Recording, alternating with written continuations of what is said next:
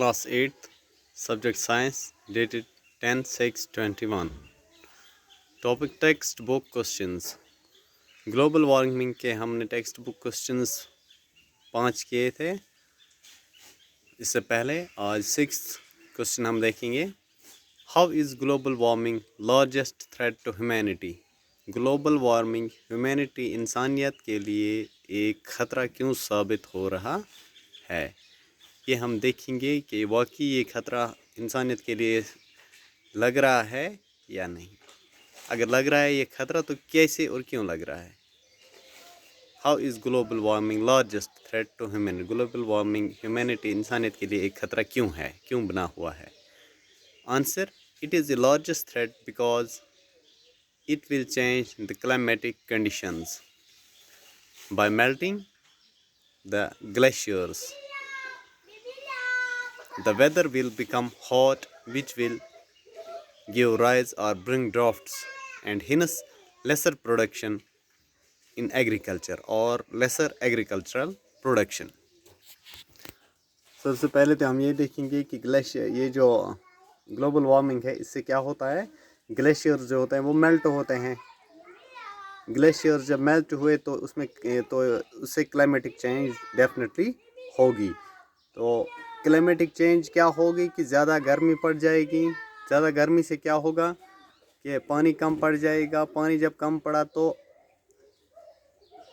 कहत सी पोजीशन हो सकती है.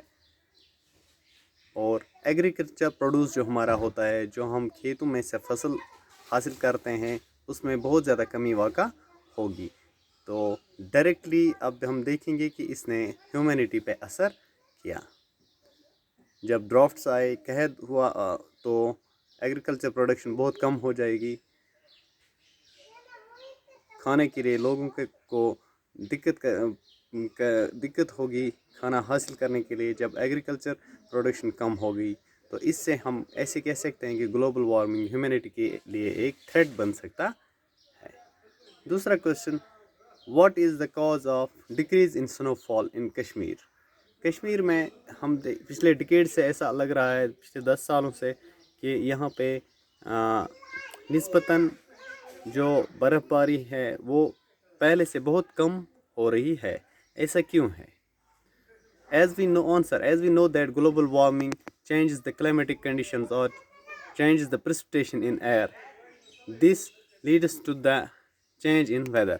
जैसे हमें पता है कि ग्लोबल वार्मिंग से क्या होता है कि ये जो प्रेसिपिटेशन एयर में होती है, नमी हवा में होती है, वो ग्लोबल वार्मिंग से ख़त्म हो जाती है. इससे क्या होता है कि बहुत ज़्यादा गर्मी पड़ जाती है.